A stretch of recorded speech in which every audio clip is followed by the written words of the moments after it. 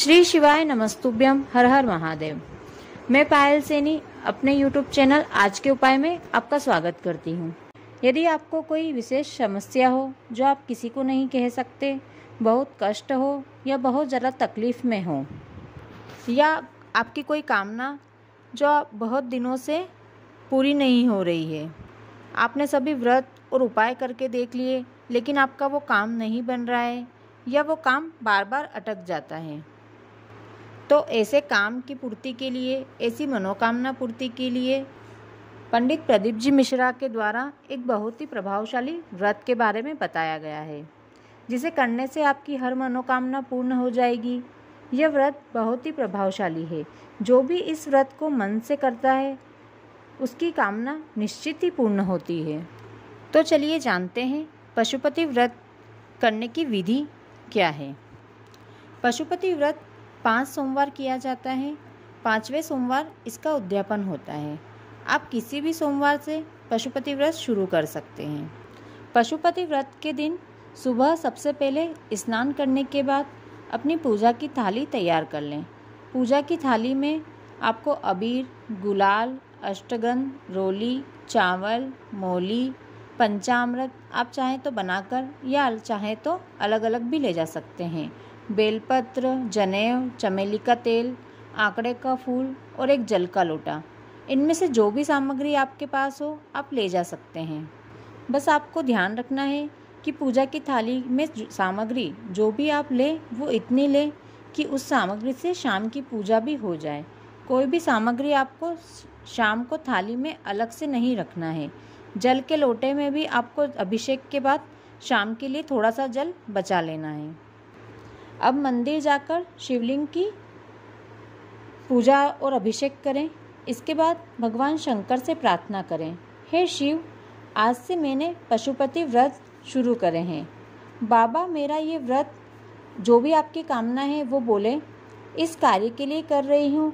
आप मेरी मनोकामना पूरी ज़रूर करें। अब पूजा करके, निवेदन करके पूजा की थाली लेकर वापस घर आ जाएं।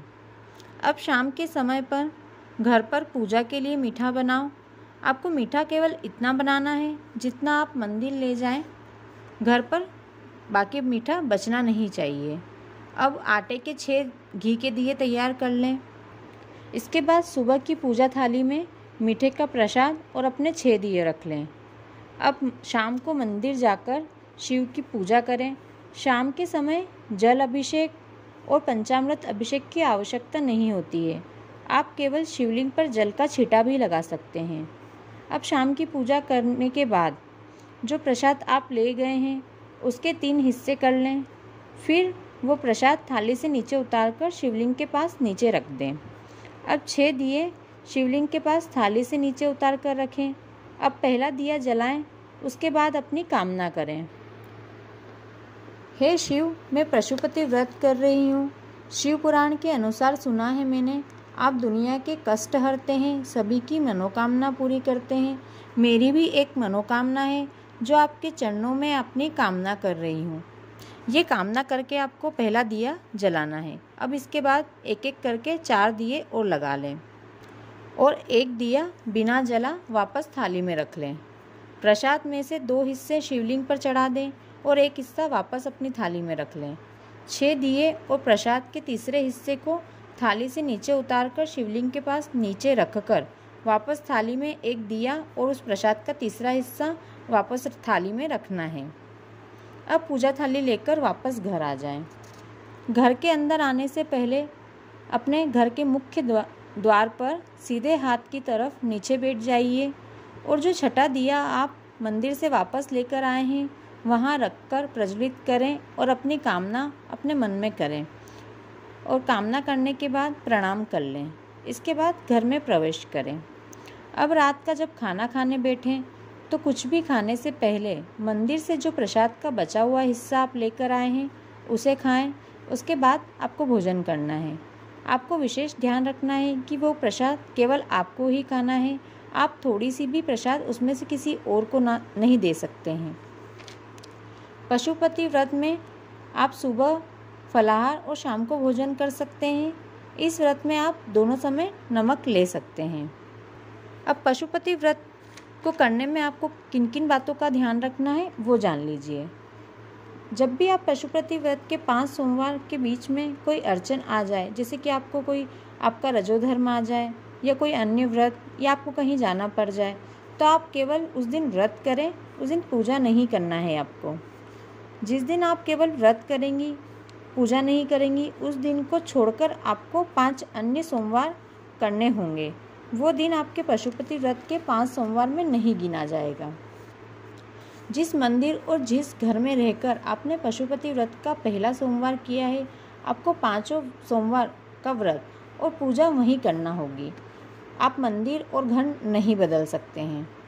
पशुपति व्रत की पूजा घर में शिवलिंग की नहीं की जाती, वो केवल मंदिर के शिवलिंग की ही की जाती है। आपका एक पशुपति व्रत पूरा हो गया है तो अपनी दूसरी कामना के लिए पशुपति व्रत आप 3 महीने के बाद कर सकते हैं। यदि घर के 2 या 3 लोग साथ में पशुपति व्रत कर रहे हैं तो सभी की पूजा थाली, मीठे का प्रसाद और दिए अलग अलग होने चाहिए। अब 5वें सोमवार के दिन इस व्रत का उद्यापन होता है, तो सुबह की पूजा में आपको कुछ नहीं ले जाना है, जैसे आप करते हैं वैसे ही आपको करना है। लेकिन शाम की पूजा की थाली में जो बताई गई सामग्री है वैसे ही करना है। उसके अलावा उद्यापन के लिए आपको 108 चावल के दाने या 108 बेलपत्र या 108 मूंग के दाने, कोई भी 108 वस्तु पूजा के बाद शिवलिंग पर अपनी कामना करके चढ़ा दें। इसके बाद एक श्रीफल पर मोली लपेटकर 11 रुपये दक्षिणा रखकर भोलेनाथ को समर्पित कर दें। अगर आपने बताए गए संपूर्ण तरीके से पशुपति व्रत किया है और बताई गई बातों का ध्यान रखा है तो यकीन मानिए आप 5 सोमवार से पहले ही आपकी कामना पूरी हो जाएगी। ऐसा कहा जाता है कि पशुपति व्रत से भगवान शंकर अत्यंत प्रसन्न होते हैं और 5 व्रत पूरे होने से पहले ही आपकी मनोकामना को पूरी कर देते हैं।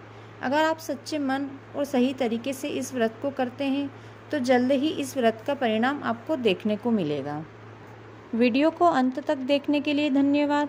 यदि आपको वीडियो अच्छा लगा हो, उपयोगी लगा हो तो वीडियो को लाइक और शेयर अवश्य करें। साथ ही चैनल को सब्सक्राइब कर लें। धन्यवाद।